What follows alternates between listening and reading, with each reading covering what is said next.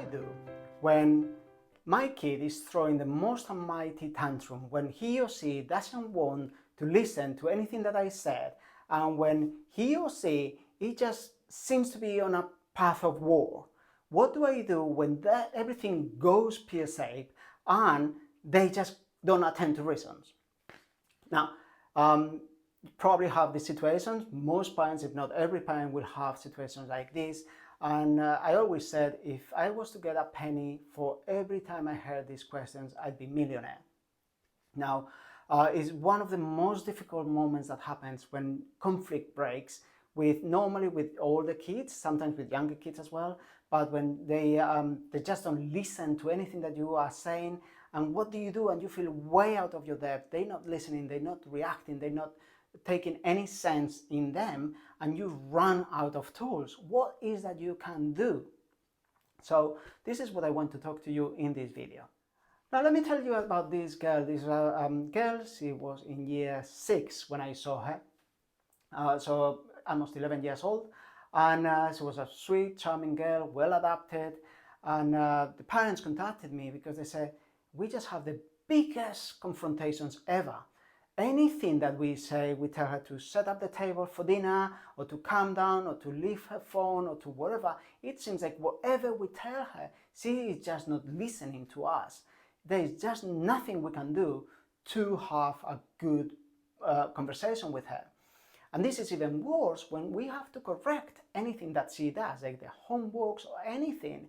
She becomes so argumentative, so annoying, that's the word that they use, and I can probably sympathize with that. It becomes so difficult to rational with her that it just puts me to my out of my depth. And in that moment, as a mom, as a dad, I shout and I react, and then we make things worse. And the end result is we're all miserable. Nobody's happy. She is crying, you're feeling guilty for everything that you've done, you probably haven't resolved anything, and the evening is totally ruined. So what is the alternative? What can we do? In this video, I want to share with you what I call the before, during, and after. 3 moments, 3 strategies. And that's how I suggest to so many parents to think about these moments. So let's start with something that is, when I tell this part of this strategy to parents, everybody says, but that's quite obvious. There's no penny drop moment. But at the same time, it's one thing that we forget so much. So when we are in the heat of the moment, when we are very emotionally charged, it's our subconscious, our primitive brain is just kicking in. Is taking control over us, and our rational mind is gone, is out of the picture. So when you are in a heated argument and discussion, whatever you do to act on a rational level is not going to work. So let me see if this is what happens to you.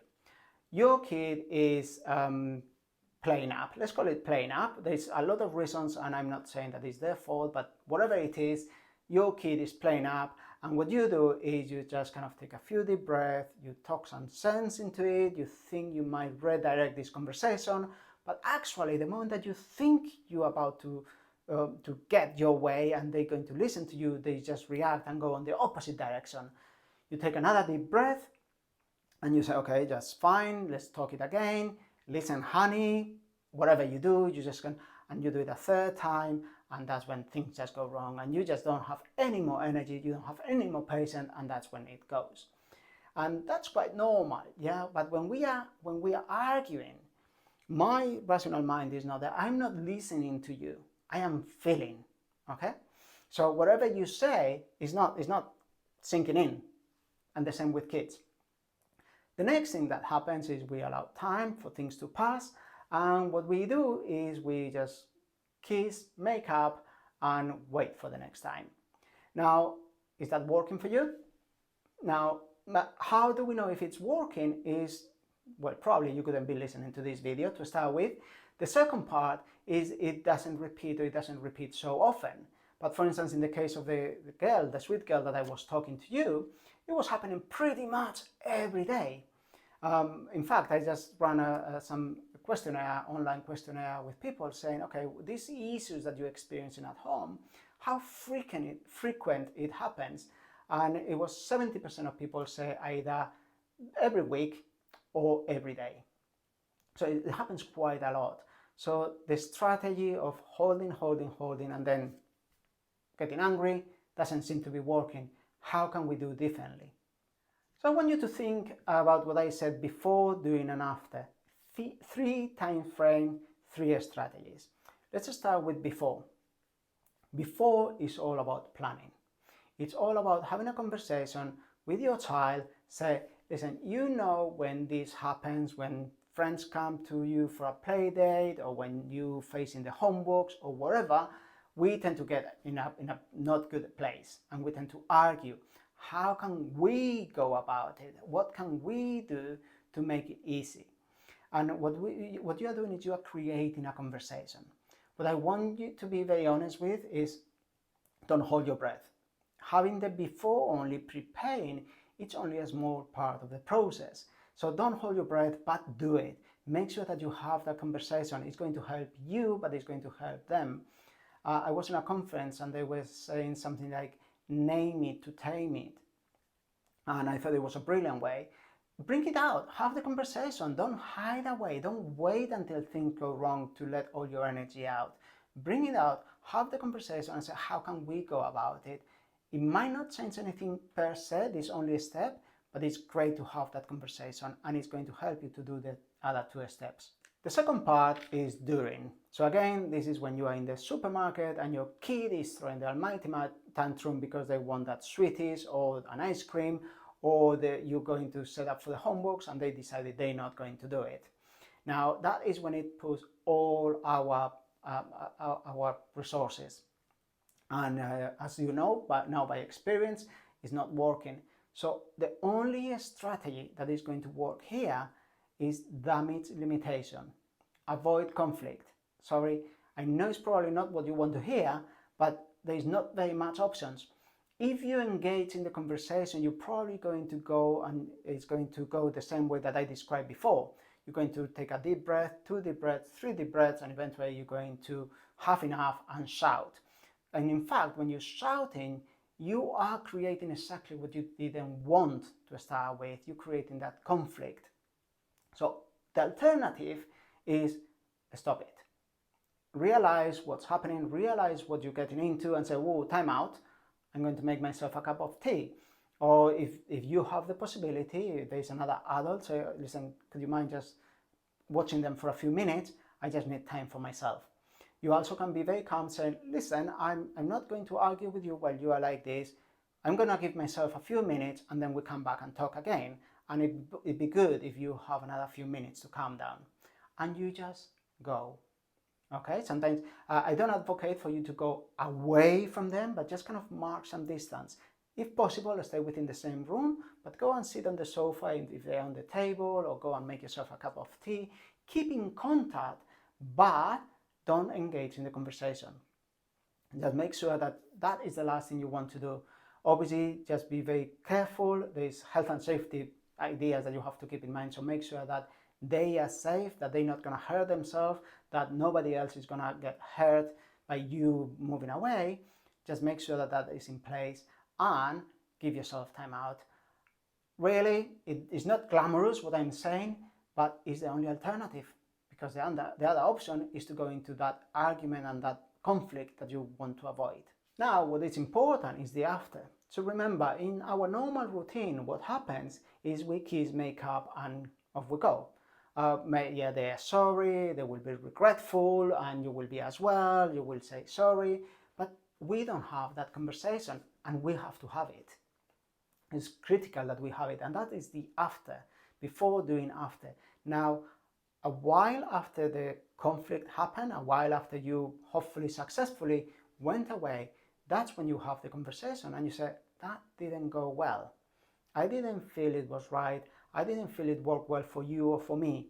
And what is really important is about us. It's not about what they did, it's not about what you did, it's about us. It didn't work for both of you, and both of you have to come with an answer, with a solution.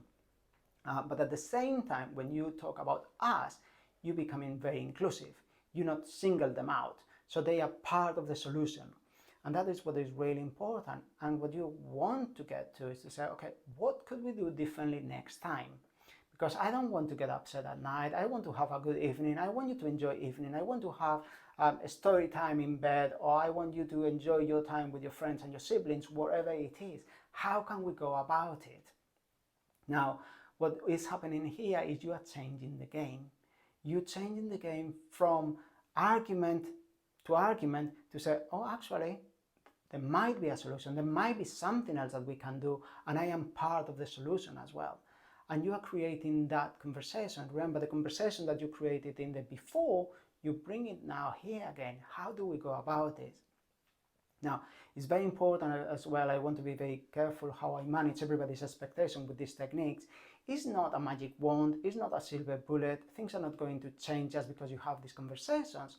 But what you can expect is they will be listening more to you, and hopefully you will be listening more to them. The other thing that you can expect is that actually the severity of those moments start decreasing. So those moments are still going to be there, but maybe, just maybe, they start being more receptive to that. Okay, mommy doesn't like this, or daddy doesn't like this, they're going to go away, I don't like that, I'm gonna start calming myself down. So the severity lasts longer, or they are less severe. And the next part, as you have those conversations, what you are doing, you are preparing them for the next one. And on the next one, they know what to expect. They know that you're not going to engage in that conflict, you're not going to engage in that argument, and actually that they can get that attention, that connection in a better way. So actually what they will say, they will start coming with those ideas that you have organized with themselves. They can say, Mom, Dad, do you mind if? And they will start asking for permission, whatever it is that you have agreed with them. So rather than putting all the energy in the heat of the moment and making it waste, you put the energy on the before, you put a lot of energy on the doing as well, because you have to remove yourself, avoid conflict, avoid escalation, and you put energy in the after. And as you generate that relationship, that conversation, things start happening. So this is a very simple technique. Again, like with everything I'm sharing with you, is tried and tested. I have tried it in myself. I have shared it with many parents. So many parents said it is difficult, but it's working. And little by little, you are changing the relationship with your kids. You are changing how you react, and you are changing how they react. You're giving yourself a better way, and you're giving them a better way of doing things. And they are learning because they know that that is much better than conflict. So I hope that you enjoyed it. It's really useful for us to share these conversations with you, these ideas, but as well, it's very useful if you share yours with us. So please comment, send us your ideas, send us your strategies, send us your questions if you have them. We are online on helpingkids.co.uk, on the email info@helpingkids.co.uk, and if you want to call us, more than happy to chat with you. Let us know how can we help, and we'll be more than happy to support you, answer your questions any way that we can. So thank you very much. I hope that you enjoyed it, and have a lovely day. Bye.